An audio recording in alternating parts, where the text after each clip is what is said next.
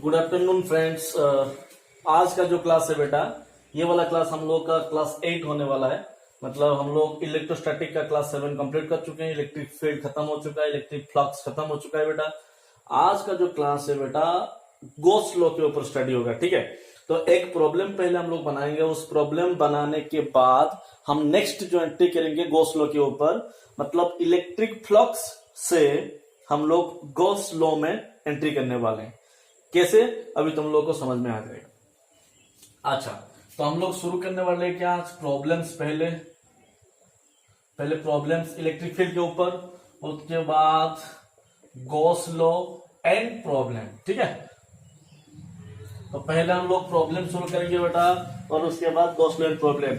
और मेरा नाम है जगन्नाथ दत्ता। हम लोग शुरू करने जा रहे हैं ऑनलाइन जगन्नाथ गुरुजी क्लासेस। बेटा सब्सक्राइब जरूर कर देना और थोड़ा सा लाइक भी कर देना।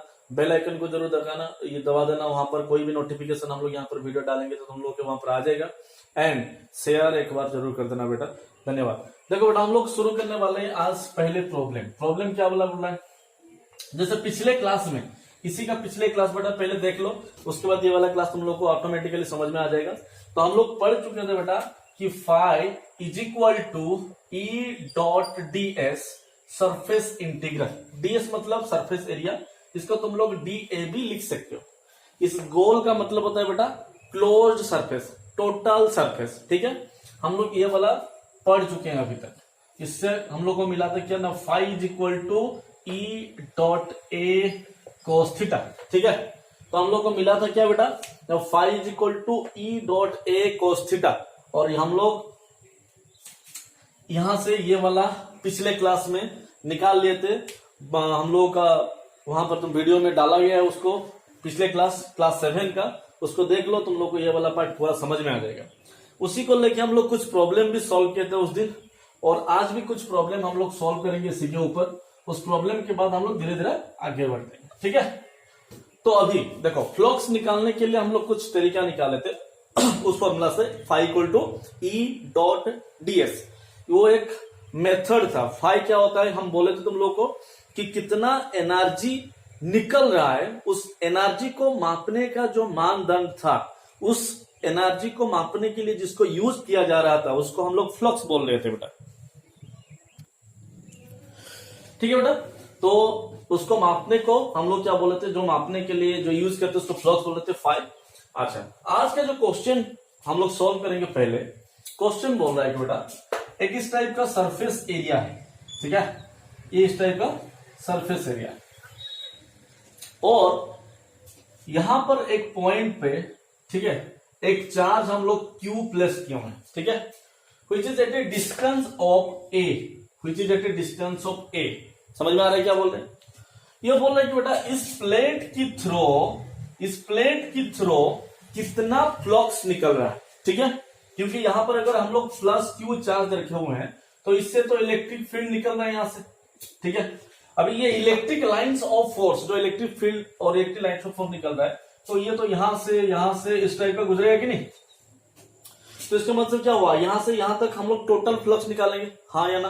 अच्छा, तो कैसे निकालेंगे बेटा, सबसे पहले एक काम करते हैं बेटा, एक छोटा सा एरिया हम लोग कंसिडरेशन करते हैं, इसके बीच में एक स्मॉल एरिया कंसिडरेशन करते हैं, होल।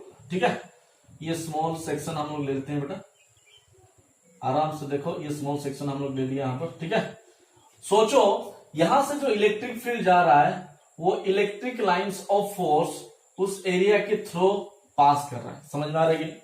मतलब ये जो छोटा सेक्शन हम लोग यहां पर निकाले हैं वो इलेक्ट्रिक लाइंस ऑफ फोर्स जो जा रहा है, और इलेक्ट्रिक फील्ड लाइंस वो इधर ही जा रहा है। ठीक है, अच्छा, दूसरा चीज बोल रहा है यहां पर, ये जो यहां से यहां का जो डिस्टेंस निकाले लेटेस्ट, वो R है। ठीक है, ये जो डिस्टेंस है बेटा इसको R लिए, और ये जो डिस्टेंस है बेटा हम लोग A लिए। तो यहां से यहां का जो डिस्टेंस है वो है बेटा R² प्लस A² का रूट ओवर। और आराम से समझना बेटा, एक ही बार में समझ में आ जाएगा। ठीक है, अच्छा बेटा, नेक्स्ट बेटा देखो, ये एक सर्किल है बेटा, और यहां पर हम लोग इस टाइप का एक छोटा सा सेक्शन लिए हुए हैं। ठीक है, ये एक छोटा सेक्शन है। ठीक है, उसी टाइप का यहाँ पर एक छोटा सेक्शन वही वाला है, इसको यहाँ पर रखे हुए हैं सोचो। और ये जो सेक्शन है ना, इसको DR बोलते हैं। क्या बोलते हैं बेटा? DR। अगर ये एरिया निकालना चाहते हो, ये वाला एरिया, ये शेडेड एरिया अगर निकालना चाहते हो, ये क्या है बेटा एरिया ना 2πr टोटल लेंथ इंटू कितना है डी आर। इसको तुम लोग पहले से बताओ तुम लोगों को कैसे इसका एरिया निकाला जाता है। मतलब इस छोटा सा सेक्शन को अगर काट लोगे और सीधा कर दोगे तो ये इस टाइप का सेक्शन मिलेगा। ठीक है, एक सर्किल टोटल कितना होता है बेटा ना 2πr होता है लेंथ, और इसका ब्रेथ कितना है डी आर। तो लेंथ इंटू ब्रेथ क्या देगा एरिया देगा। समझ में आ रहा है क्या बोल रहे हैं? उसी टाइप का मतलब ये छोटा सेक्शन क्या है कि जैसे तुम लोग एक पेपर है ना, ये पेपर को एक छोटा इस टाइप का गोल कर दो, ठीक है, बहुत स्मॉल वाला, और इसको कट कर दो यहाँ पर। मतलब ये नीचे से काट लो, ऊपर से काट लो, ये छोटा सा गोल रहेगा, उसको काट के सीधा कर दो। इसको सीधा करने से तुम लोग को इसी टाइप का मिलेगा ना ये वाला। तो इसका लेंथ कितना 2πr dr। आ रहा है कि नहीं आ रहा है बेटा समझ में? यस। तो इसको याद रखो कि ये वाला एरिया 2πr dr होता है। Very good. ना बेटा देखो कि यहां पर जो हम लोग सॉल्व कर रहे हैं, इस पॉइंट से इलेक्ट्रिक फील्ड का डायरेक्शन, सॉरी एरिया वेक्टर का डायरेक्शन क्या है? ये है ना एरिया वेक्टर का डायरेक्शन। समझ में आ रहा है कि नहीं? अच्छा, ये है मेरा एरिया वेक्टर का डायरेक्शन। अच्छा सोचो ये जो एंगल है बेटा थीटा, ये कितना एंगल थीटा, तो ये एंगल कितना होगा थीटा। अच्छा बेटा तुम लोग पूछोगे कि सर यहाँ पर छोटा सेक्शन क्यों लिया गया? मतलब बेटा कोई भी बड़ा चीज को जब निकालते हैं ना, एक बार में तुम लोग नहीं निकाल सकते। कोई भी चीज को वंस एक ही बार में तुम लोग नहीं निकाल सकते हैं, क्योंकि ये वेरी हो रहा है। क्योंकि यहाँ का इलेक्ट्रिक फील्ड, यहाँ का इलेक्ट्रिक फील्ड, जो इलेक्ट्रिक फील्ड तो कांस्टेंट है लेकिन एरिया वेरी हो रहा है। ठीक है, तो उस कंडीशन में क्या होता है ना, पहले एक छोटा चीज को निकालते हैं और वो छोटा चीज का इंटीग्रेशन किया जाता है। उस इंटीग्रेशन से तुम लोगों को क्या मिलेगा बेटा? यस, वहां से तुम लोगों को फ्लक्स मिल जाएगा। समझ में आ रहा है कि नहीं आ रहा है बेटा? Very good. अच्छा तो बेटा यहां पर अभी देखो सॉल्व करके जा रहे हैं, देखो ठीक है। तो अभी यहां पर फ्लक्स कितना होगा? ठीक है, तो फ्लक्स का फॉर्मूला, छोटा सेक्शन है तो फ्लक्स भी स्मॉल होगा, D phi is equal to surface integral, तो बाद में लिखते सरफेस इंटीग्रल, यहां पर भी इंटीग्रेशन कर देते हैं तो सरफेस इंटीग्रल, और phi is equal to directly लिख देते हैं surface integral of E dot D A, angle theta है कोस थीटा, पहले से तुम लोग सॉल्व करके चुके हैं। ठीक है, ई डॉट डी एस होता है, डॉट प्रोडक्ट हटा लिया तो ई डॉट डी ए हो गया। ई इलेक्ट्रिक फील्ड, डी ए भी एरिया वेक्टर है, ये इलेक्ट्रिक फील्ड वेक्टर है। सो यहां से हम लोग फाई इज इक्वल टू ई का वैल्यू कितना होगा बोलो बेटा? ई का वैल्यू होता है इलेक्ट्रिक फील्ड होता है 1 बाई, और इसको डायरेक्टली लिखते हैं के, यहां पर चार्ज कितना है क्यू बाई, इस पॉइंट से इस पॉइंट का डिस्टेंस कितना है R square plus S square का root over, R square plus S square का रूट ओवर, उसका होल स्क्वायर। समझ में आ रहा है? मतलब इलेक्ट्रिक फील्ड कितना होगा के Q by R square plus S square, R square plus S square का रूट ओवर का होल स्क्वायर। समझ में आएगा क्या बोले? तो ये है बेटा इलेक्ट्रिक फील्ड इस पॉइंट में, इस पॉइंट की वजह से, क्योंकि यहां से यहां का डिस्टेंस है R square plus S square. ठीक है, ए यहां पर कांस्टेंट रखा गया है लेकिन आर वेरी कर सकता है यहां पर। समझ में आ गया? आर का वैल्यू मिनिमम कितना हो सकता है 0, मैक्सिमम कितना हो सकता है कैपिटल आर। इतना तक तुम लोगों को समझ में आ गया। अच्छा तो ये वैल्यू को हम लोग क्या करते हैं बेटा, यहां पर पुट कर लेते हैं के Q by R square plus S square, whole square का रूट ओवर तो हट गया। उसके बाद क्या है बेटा डी ए। अभी बेटा डी ए तो तुम लोगों को पता है, अभी थोड़ी देर पहले निकाल लेते हैं। D A 2πr into D R, तो 2πr इंटू कितना हुआ डी आर, ये निकाल लेते हैं। ठीक है, इंटू कोस थीटा। अच्छा बेटा ये वाला राइट एंगल ट्रायंगल है, ये एक राइट एंगल ट्रायंगल है ना, इस राइट एंगल ट्रायंगल में cos theta is equal to होता है बी बाई एच। ठीक है, तो बी कितना है बेटा ए, एच कितना है बेटा R square plus S square का रूट ओवर। समझ में आ रहा है? तो ये हो गया cos theta is equal to B by A is equal to A by R square plus S square का रूट ओवर। तो इसको फाई इज इक्वल टू अभी लिखते हैं बेटा यहां पर A by R square plus S square का रूट ओवर। ठीक है, तो इसको आराम से लिखेंगे तो K Q 2πr D R A by R square plus S square to the power 3/2। अभी बोलोगे 3/2 क्यों बेटा? ना देखो बेटा ये तो पावर 1 है, ये पावर 1/2 है, तो 1 प्लस 1/2 इक्वल है ना, दोनों को प्लस कर देंगे तो 1 प्लस 1/2 3/2 होता है। मतलब R square plus S square 1 plus 1/2 equal to 3/2। वो डायरेक्टली लिख दिया ये इंटीग्रेशन। सो इसको सॉल्व करेंगे तो फाई इज इक्वल टू कितना होगा बेटा, phi is equal to surface integral of K का वैल्यू 1/4πε0, ठीक है, into 2πr into D R into A by R square plus A square to the power 3/2। समझ में आ रहा है बेटा? तो यहां पर पाई पाई कैंसिल आउट हो गया, 2 कैंसिल आउट हो गया। तो यहां पर बेटा देखो, देख लो तुम लोग पहले से, ठीक है, यहां पर बेटा R square plus A square तो है पहले से, ठीक है, ये कितना है डी आर है, लेकिन ए तो कांस्टेंट है ना बेटा। अगर ए कांस्टेंट है, हाँ यहाँ पर थोड़ा सॉरी यहाँ पर क्यू बच गया, ये क्यू है, ठीक है, क्यू भी रख दी, तो ये क्यू भी कांस्टेंट है और ये ए भी कांस्टेंट है, तो क्यू ए को बाहर ले लेते हैं, तो फाई इज इक्वल टू कितना होना ना, A Q by 2 epsilon naught into integral of R by और आर डी आर, ठीक है, by R square plus A square to the power 3/2। आ गया समझ में? समझ में आ गया?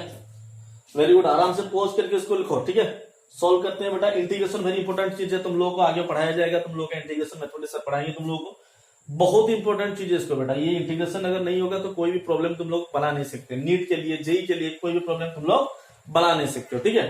तो यहां तो पहले उठा लो।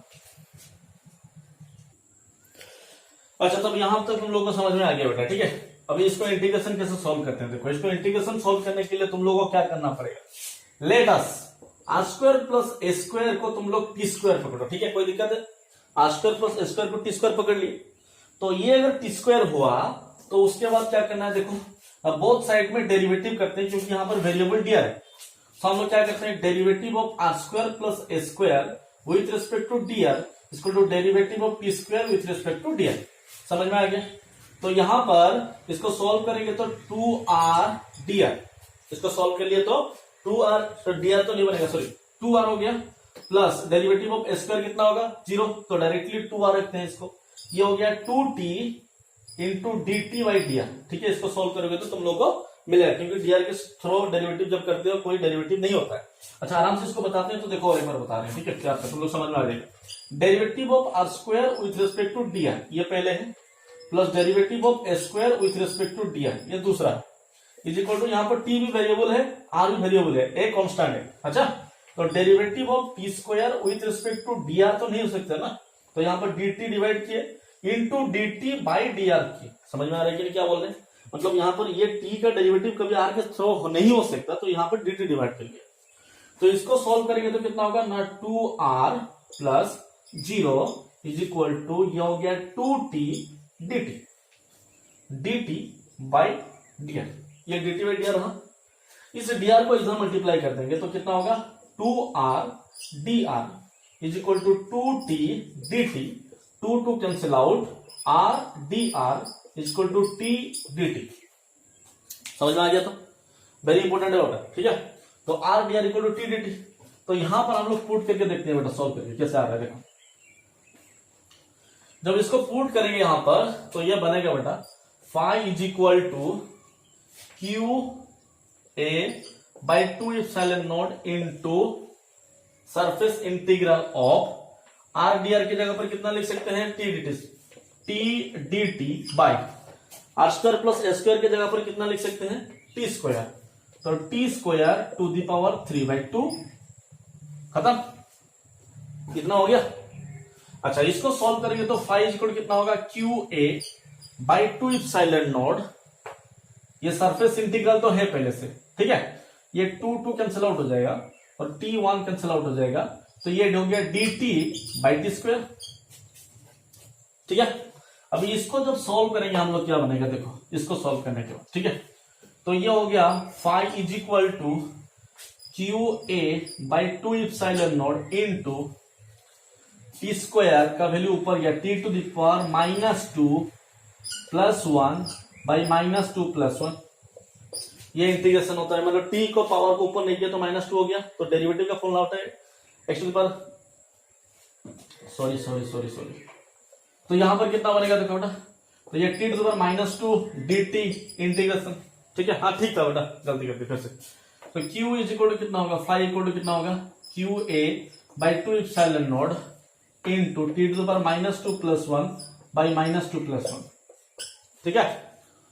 अच्छा बेटा, एक चीज हम लोग यहां पर गलती से छूट गया यहां पर। ठीक है, यहां पर इंटीग्रेटिंग फैक्टर डालना है। ठीक है, जिस आर दिया था ना कंडीशन, वहां पर हम लोग को इंटीग्रेटिंग फैक्टर डालना था। ठीक है, ठीक है बेटा। तो यहां पर हम लोग को इंटीग्रेटिंग फैक्टर डालना था, जहां पर छोड़ दिए थे। क्या था हम लोग का? Phi equal to Q A by 2 epsilon naught into integration of R D R by R square plus A square to the power 3/2 इतना था ना। तो बेटा यहाँ पर वेरिएबल था डी आर ना, तो डी आर का मिनिमम वैल्यू कितना होता है? 0। तो ये था 0। ठीक है, और मैक्सिमम वैल्यू कितना होता है बेटा? आर। मैक्सिमम वैल्यू कितना था? आर। तो ये वैल्यू 0 से आर तक, यहां से कहां तक? 0 से आर तक ये वेरी कर सकता था। मतलब ये यहाँ पर इंटीग्रेटिव फैक्टर डी आर है ना, तो डी आर का वैल्यू मिनिमम 0 हो सकता है, मैक्सिमम आर हो सकता है। तो 0 से आर लिखिए, समझ में आ रहा है कि नहीं? अच्छा बेटा, जब इसको हम लोग डीटी में कन्वर्ट कर दिए यहाँ पर, ठीक है, यहाँ पर किस में कन्वर्ट कर दिए?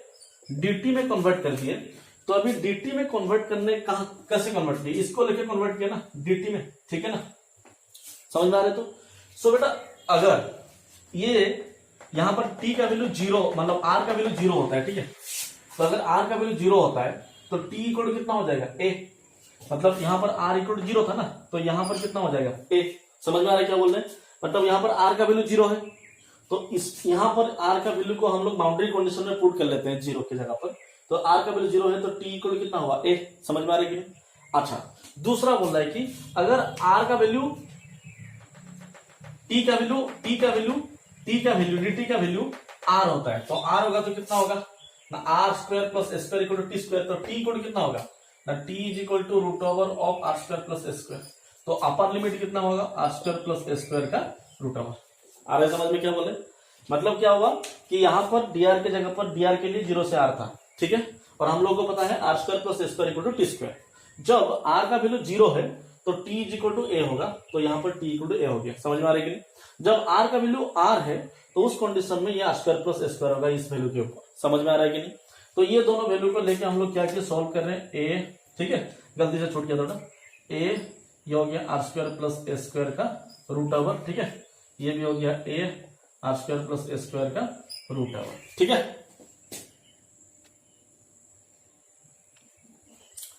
सो अभी चला कॉन्टिन्यूस यहां पर कितना होगा? ए R square plus S square का रूट ओवर, ठीक है। तो फिर यहां पर देखो ये कितना बन जाएगा? तो ना फाई इज इक्वल टू, ये बन जाएगा बेटा phi is equal to Q A by 2 epsilon naught into, ये माइनस सामने ले आओ, ठीक है, माइनस को हम लोग सामने ले आते हैं, ठीक है। ये कितना है? 1/t हो जाएगा। 1/t कहां से कहां? ए से R square plus A square का रूट ओवर, ठीक है। तो यहां पर एक बार अपर लिमिट पुट करेंगे, एक बार लोअर लिमिट पुट करेंगे, ठीक है। तो ये upper limit lower limit put करने के बाद कितना बनेगा?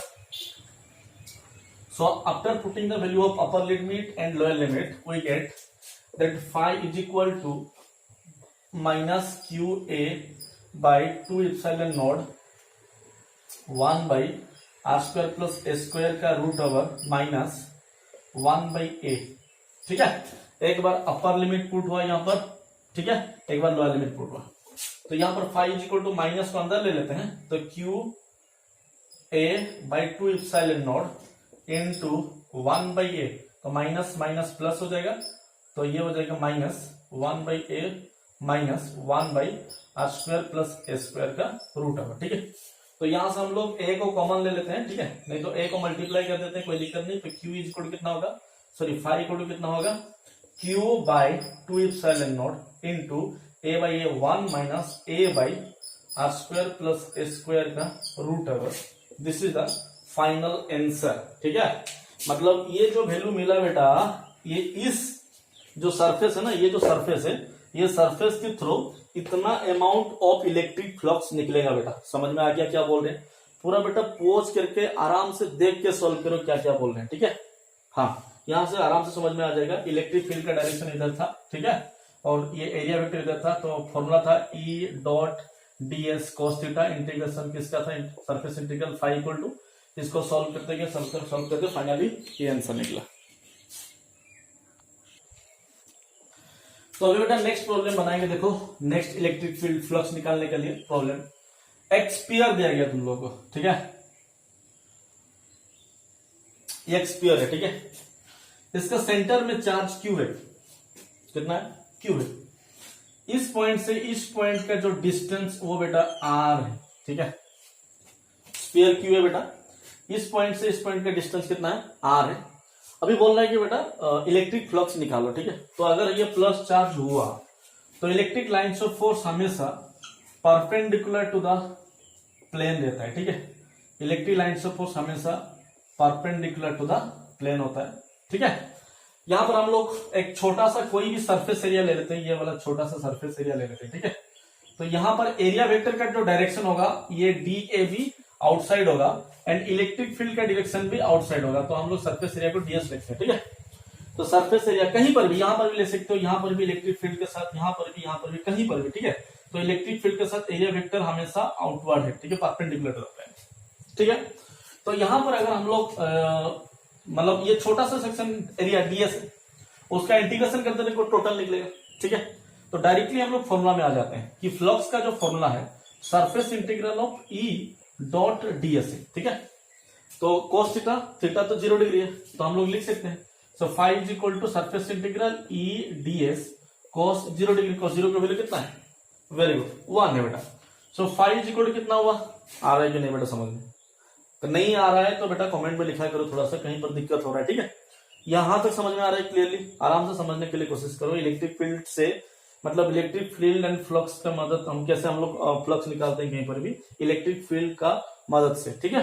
तो फाई इज इक्वल टू कितना हुआ ना, यहाँ पर E तो E ही है, ठीक है, E तो E ही है, तो E का वैल्यू कितना होगा बोलो ना, E होता है बेटा 1/4πε0 into Q by R square.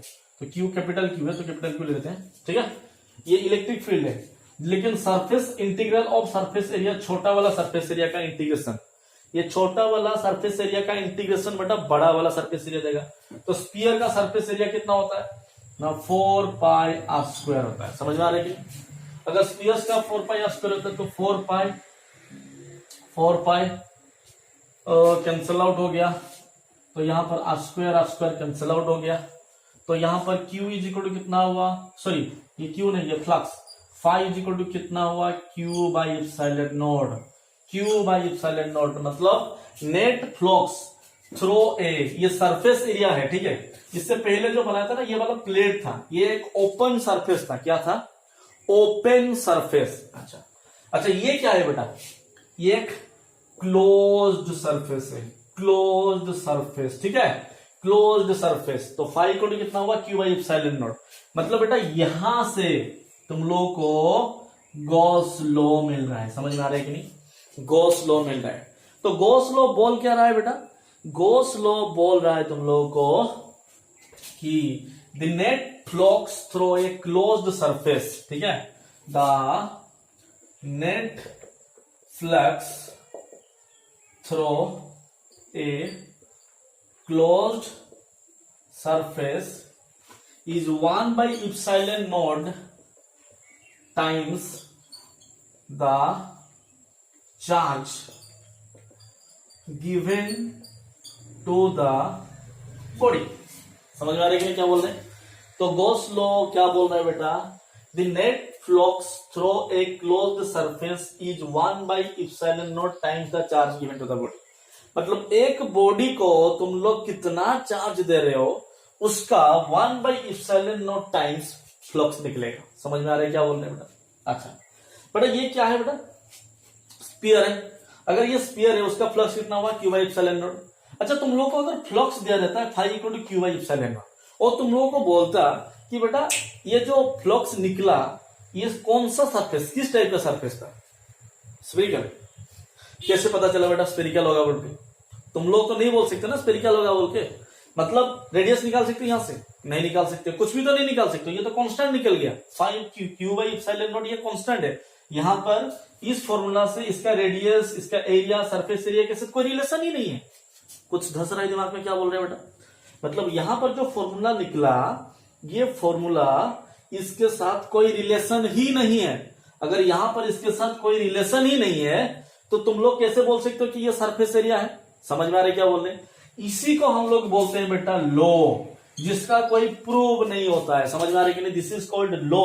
ठीक है, ये एक लॉ है जिसका कोई प्रूव नहीं है, तो जिसको बोलते हैं लॉ। तो गॉस लॉ में हम लोग जो मिला, जो फॉर्मूला मिला, उस फॉर्मूला से हम लोग को इतना पता चला कि यहां से हम लोग कौन सा सरफेस ले रहे हैं, हम लोग को कुछ पता नहीं चल रहा है, कोई भी सरफेस हो। ठीक है, total flux linked, net flux linked is Q by epsilon naught. मतलब गॉस लॉ बोल रहा है कोई भी सरफेस हो, net flux linked Q by epsilon not होगा। मतलब बता रहे हैं थोड़ी देर बाद। ठीक है बेटा, तो तुम लोग को यहां से पता चल गया बच्चा कि ये सॉल्व कैसे होगा। तो यहां से हम लोग कोई भी एक सर्कल लिए, स्फीयर लिए, और स्फीयर से हम लोग को फ्लक्स निकला बेटा क्यू बाई एप्सिलॉन नॉट। लेकिन जो वैल्यू निकला, उस वैल्यू से हम लोग ये नहीं बोल सकते हैं कि ये कौन सा सरफेस से निकला हुआ है। इसका मतलब क्या है बेटा? देखो ध्यान से सुनना बेटा, ठीक है, और एक बार बोल रहे हैं। तो ये कौन सा सरफेस है बेटा? Close surface. ओपन सरफेस में ये नहीं निकलेगा बेटा, ठीक है, क्लोज सरफेस में ही निकलेगा। अच्छा, क्लोज मतलब क्या? तो चारों ओर से बंद होना चाहिए, एक भी एरिया से खुला नहीं। ठीक है, देखो एक काम करते हैं बेटा, एक छोटा वाला स्फीयर लेते हैं और उसके बीच में क्यू अमाउंट ऑफ चार्ज रख लेते हैं। समझ में आ रहा है क्या बोल रहे हैं? अच्छा, तो अगर ये चार्ज है तो इलेक्ट्रिक लाइन्स ऑफ फोर्स तो निकलेगा यहां से। समझ में आ रहा है क्या बोल रहे हैं? तो इलेक्ट्रिक लाइन्स ऑफ फोर्स तो निकलेगा यहां से। Very good. अगर यहां पर इलेक्ट्रिक लाइन्स ऑफ फोर्स निकला बेटा, तो तुम लोग बोल सकते हो तो यहां से अभी फ्लक्स जो लिंक होगा, ठीक है, यहां पर जो फ्लक्स लिंक होगा फाई, ठीक है, यहां पर जो फाई मिलेगा वो कितना होगा? Very good, Q by epsilon. अभी तो निकाले, समझ में आ रहा है क्या नहीं? अच्छा, रेडियस इसका कितना है? आर है, ठीक है। तो अच्छा, लेकिन उसी सरफेस को और एक बार एक बड़ा करते हैं, ठीक है, और यहां का रेडियस कैपिटल आर है, कोई दिक्कत? यहां से अभी बोलो कि फ्लक्स कितना निकलेगा? कितना निकलेगा बेटा? वेरी गुड, वही क्यू बाई एप्सिलॉन नॉट होगा, क्योंकि यहां पर तो रेडियस के साथ कोई रिलेशन ही नहीं है। जो फ्लक्स लिंक्ड होता है वो सरफेस कुछ भी हो, लेकिन निकल कितना रहा है बेटा? Q by epsilon nought. समझ में आ रहा है कि नहीं? इसका रेडियस बढ़ा, इसका मतलब क्या हुआ कि सरफेस कुछ भी हो, नेट फ्लक्स हमेशा कितना निकलेगा? Phi equal to Q by epsilon nought. समझ में आ रहा है क्या? अच्छा, तो यहां पर और एक चीज बोल रहे बेटा, और ये जो सरफेस है ना, इसको गॉसियन सरफेस बोलते हैं। ये एक इमेजिनरी गॉसियन सरफेस है। गॉसियन सरफेस को हम लोग इमेजिनरी भी ले सकते हैं, कुछ भी ले सकते हैं, वो अपने हिसाब से हम लोग लेंगे जब आगे बढ़ेंगे धीरे धीरे। एक इमेजिनरी गॉसियन सरफेस कैसे लिया जाता है, समझ में आ रहा है कि नहीं? अच्छा, तो बेटा अभी ये एक गॉसियन सरफेस हुआ, ये गॉसियन सरफेस हुआ, एक क्लोज सरफेस हुआ, ठीक है, कोई दिक्कत है? मैंने समझ में आ रहा है? नहीं आ रहा है समझ में? Very good. तो बेटा अभी एक काम करते हैं, इसी चीज को थोड़ा सा हल्का सा चेंज कर देते हैं। ये वाला सरफेस एरिया इस टाइप का था, मतलब हाँ, यहां पर क्या हो बेटा कि यहां पर जितना भी लाइन्स ऑफ फोर्स इधर निकल रहा था, वही लाइन्स ऑफ फोर्स इधर यहां से भी तो निकल रहा था, क्योंकि जो एनर्जी एक बार निकलता है ना, उतना एनर्जी इसके थ्रू भी पास होगा ना, और उतना एनर्जी इसके थ्रू भी पास होगा, और एक बड़ा वाला लेते भी तो इसके थ्रू भी उतना ही एनर्जी पास होता है। उतना एनर्जी का मतलब क्या है? इलेक्ट्रिक फील्ड, मतलब उतना ही इलेक्ट्रिक फील्ड जाता। अगर इलेक्ट्रिक फील्ड कांस्टेंट है तो फ्लक्स उसका इक्वल रहेगा। समझ में आ रहा है सबको? Very good. लेकिन इसका मतलब ये नहीं है, यहां का जो इलेक्ट्रिक फील्ड स्ट्रेंथ है और यहां का जो इलेक्ट्रिक फील्ड स्ट्रेंथ है, स्ट्रेंथ यहां पर कम है, यहां पर लो स्ट्रेंथ, यहां पर high strength of electric field, of electric field. समझ में आ रहा है कि नहीं? इलेक्ट्रिक फील्ड का स्ट्रेंथ जितना बड़ा होगा, मतलब रेडियस जितना बड़ा होगा, स्ट्रेंथ उतना कम होगा, लेकिन total electric field, total energy का मतलब वही रहेगा। नहीं समझ में आया? देखो हम बोले यहां से एक बार 100 निकला, तो अभी 100 यहां पर जब जाएगा ना, तो पास पास रहेगा 100। समझ में आ रहा है कि? तो 100 पास मतलब स्ट्रेंथ ज्यादा है, ठीक है, और यहां पर वही 100 पहुंचा तो दूर हो गया, तो स्ट्रेंथ क्या हुआ? घट गया, और ऊपर जाएगा वही 100 रहेगा, लेकिन उस 100 का बीच में डिस्टेंस और बढ़ जाएगा। समझ में आ रहा है कि नहीं? तो जितना दूर जा रहा है स्ट्रेंथ घट रहा है, लेकिन फील्ड वही 100 ही है, तो फाई इक्वल टू कितना हुआ? Q by epsilon not. तो ये एक गॉस लॉ का थियरी हुआ, ठीक है। तो गॉस लॉ यहां पर लिखा दिया, क्या बोला Gauss law? The net flux linked through a closed surface is 1 by epsilon nought times the charge given to the body. ठीक है, तो दूसरा चीज देखो और एक बार बोल रहे हैं। ठीक है, अगर क्या बोले कि ये एक क्यूब है, ठीक है, और ये क्यूब के बीच में चार्ज क्यूब है, ठीक है, तो अभी देखो, तो यहां से कितना फ्लक्स निकलेगा वो निकालेंगे हम लोग। तो टोटल चारों ओर तो निकल रहा है ना, ये पॉइंट है, तो इधर उधर इधर चारों ओर निकल रहा है बेटा, वेरी गुड। तो टोटल सरफेस एरिया के ऊपर तो डिपेंड नहीं करता है, तो यहां पर फाई इक्वल कितना होगा, वही Q by epsilon not. Total flux, net flux is कितना होगा, क्यू बाई इप्सिलॉन नॉट, मतलब टोटल एरिया की थ्रो। ठीक है, धीरे धीरे बताएंगे बेटा, आराम से समझ में आ जाएगा तुम लोगों को। ठीक है, अच्छा अभी देखो थोड़ा सा को रिलेट कर लेते हैं। को रिलेट मतलब क्या, अभी थोड़ी देर पहले पढ़े थे बेटा, phi is equal to E dot D S, ये पढ़ चुके थे ना, इसको हम लोग क्वेश्चन 1 ले लेते हैं। ठीक है, दूसरा अभी बोले फाई इक्वल टू कितना हो बेटा, फाई इक्वल टू हुआ क्यू बाई इप्सिलॉन नॉट, ये हुआ इक्वेशन 2। ठीक है, अभी now comparing,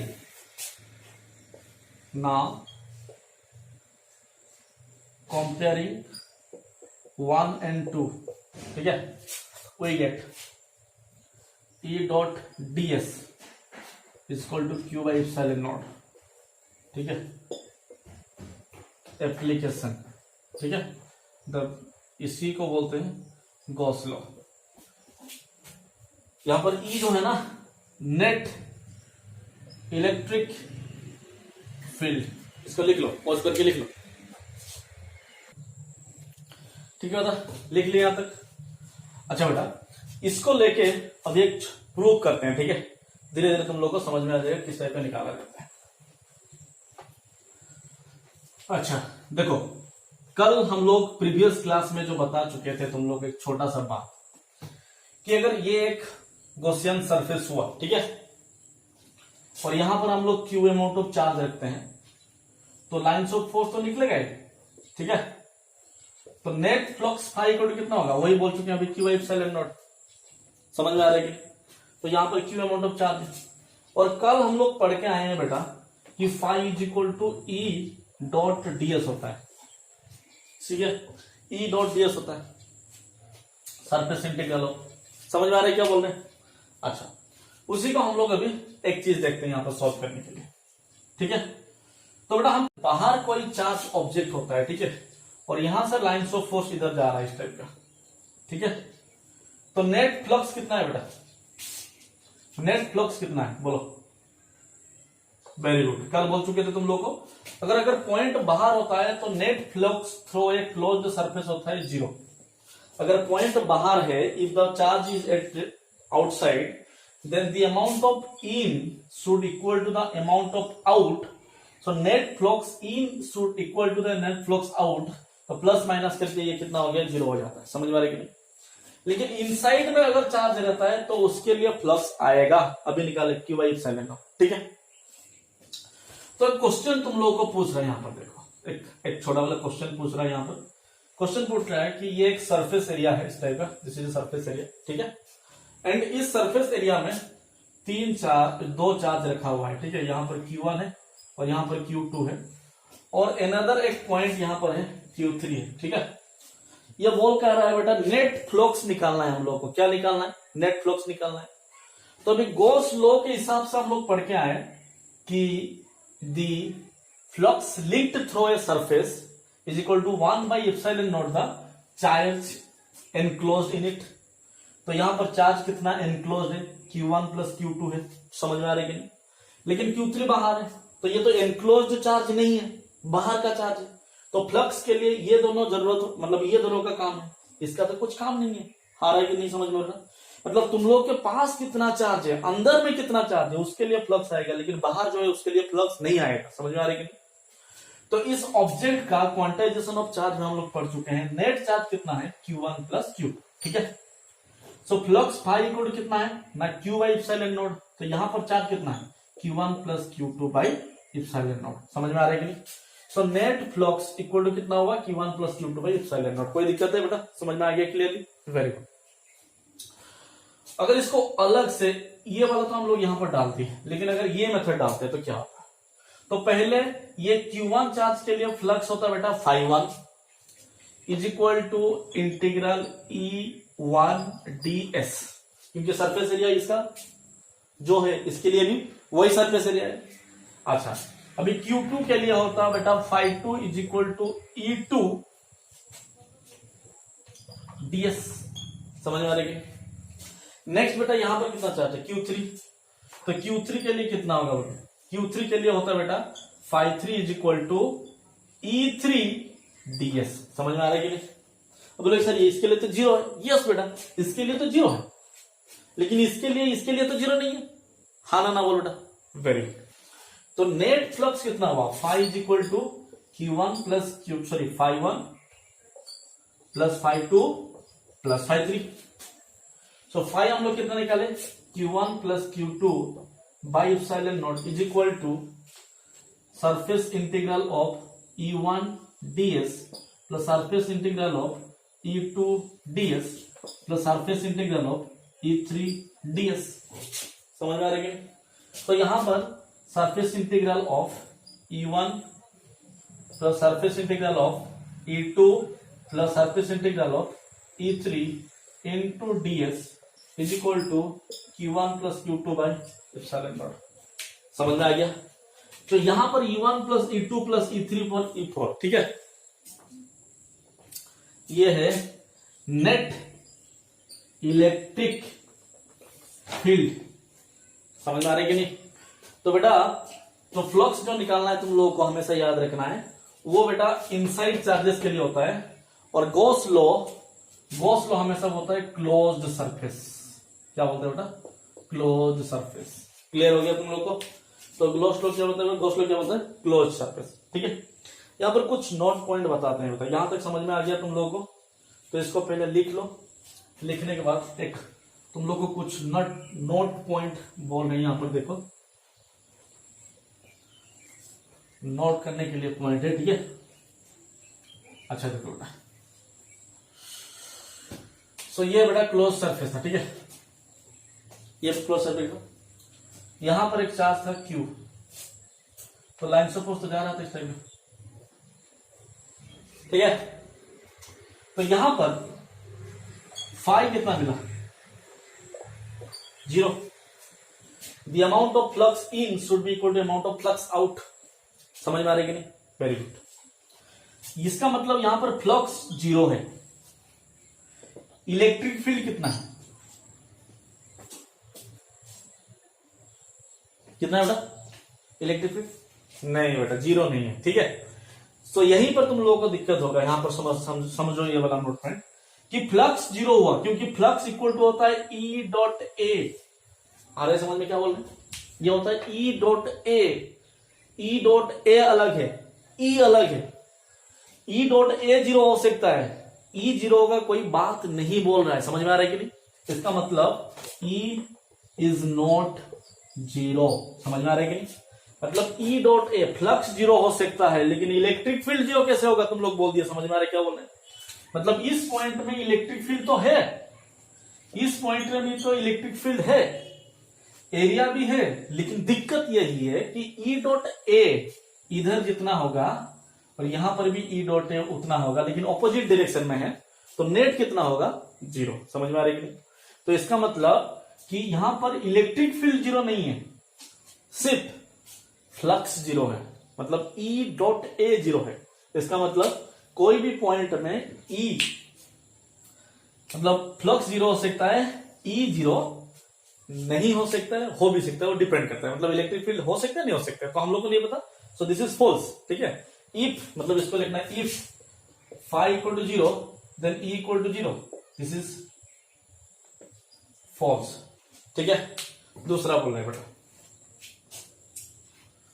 if E 0 then phi 0, definitely yes true. मतलब अगर इलेक्ट्रिक फील्ड 0 हुआ तो E 0 मतलब फ्लक्स तो 0 हो गया। समझ में आ रहा है कि नहीं?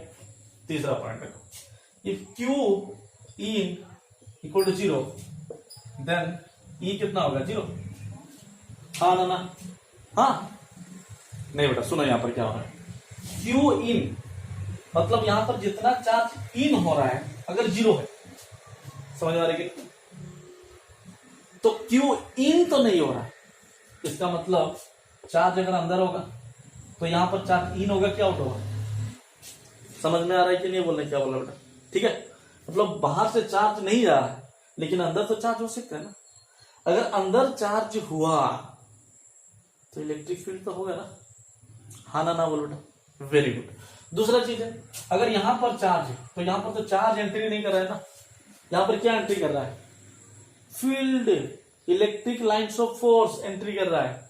तो इलेक्ट्रिक लाइंस ऑफ फोर्स अगर एंट्री करेगा तो फील्ड तो रहेगा, लेकिन चार्ज क्या जा रहा है, कुछ चार्ज जा रहा है यहां पर नहीं ना, मतलब charge is not entering, but Q in equal to 0 but electric field equal to 0, false. Electric field not equal to 0, not 0 और 0 कुछ भी हो सकता है। तो इस तरह का बेटा ये इंपॉर्टेंट पॉइंट है बेटा इलेक्ट्रिक फील्ड के लिए, कि इलेक्ट्रिक फील्ड यहां पर 0 नहीं है, लेकिन चार्ज इनसाइड जो चार्ज अंदर जा रहा है वो 0 है, क्योंकि चार्ज यहां पर कांस्टेंट है। उसी टाइप का फ्लक्स 0 हो सकता है, इलेक्ट्रिक फील्ड लेकिन 0 हो सकता है कि नहीं हो सकता है, वो डिपेंड करता है कंडीशन के ऊपर। अच्छा, तो बेटा एक 3-4 क्वेश्चन अभी बोल देते हैं, इसी के ऊपर 2-3 क्वेश्चन बनाते हैं यहां पर, देखो ठीक है।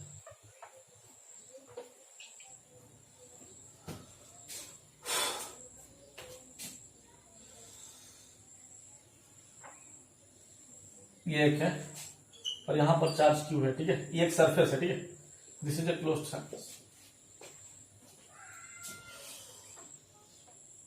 ये एक ट्रायंगल है और यहां पर चार्ज क्यू है, ठीक है। दूसरा एक स्फीयर है बट क्लोज नहीं है, ठीक है, और क्लोज नहीं है, ठीक है, और यहां पर चार्ज क्यू है। अब ये तीनों कंडीशन में फ्लक्स कितना होगा बताना, समझो आराम से, ठीक है। इसके लिए कितना होगा बेटा, अरे ये क्लोज सरफेस है ना, ये चार्ज अंदर है कि बाहर है, बाहर है, वेरी गुड, तो फ्लक्स कितना होगा 0, तो 5 = 0, आंख बंद करके, वेरी गुड। अच्छा लेकिन ये वाला कंडीशन में आ जाते हैं, ठीक है, ये वाला कंडीशन में क्या होता है, ये वाला कंडीशन में 5 = Q/, यस सरफेस के अंदर है, टोटल एरिया किसका क्या जो भी है बाद में देखते हैं, डायरेक्टली फॉर्मा है, यहां से फ्लक्स निकलना शुरू हुआ, एरिया इंक्लोज हुआ तो अंदर है, तो 5 = Q/, ठीक है। लेकिन दिक्कत हुआ इसमें, ये हाफ सर्किल है बेटा, अच्छा ये ओपन है कि क्लोज है, ओपन है, अच्छा ये बेटा इसके लिए इंपॉर्टेंट कंडीशन है, ठीक है।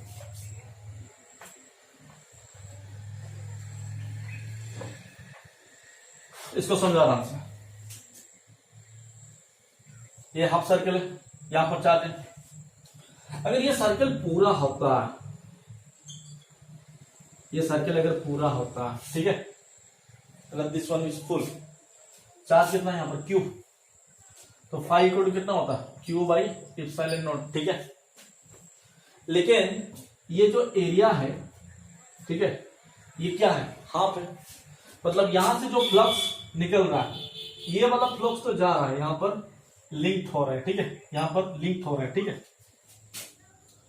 लेकिन यहां से जो फ्लक्स जा रहा है, यहां पर तो सरफेस ही नहीं है, तो ये सरफेस अगर नहीं है तो ये फ्लक्स तो लिंक नहीं हो रहा है, मतलब आधा हो रहा है आधा नहीं हो रहा है, तो इसका मतलब फ्लक्स कितना आएगा ना, आधा, हाँ ना बोल बेटा, इसका मतलब जितना हो रहा है उसका आधा फ्लक्स यहां पर लिंक हो रहा है। अभी बोलोगे सर यहां पर 0 क्यों नहीं हो रहा, बेटा अगर ये क्लोज्ड सरफेस होता, मतलब ये बंद होता यहां पर, ठीक है, तो फ्लक्स यहां से इन होता और यहां पर आउट होता, ठीक है, लेकिन ये कुछ नहीं है, मतलब यहां पर ओनली आउट हो रहा है, इन तो हो ही नहीं रहा है, तो इसका मतलब फ्लक्स 0 कैसे हो जाएगा, हाँ ना बोल बेटा, मतलब ये क्लोज्ड सरफेस नहीं है, तुमको क्लोज सरफेस बनाना पड़ा पहले, ठीक है, वेरी गुड।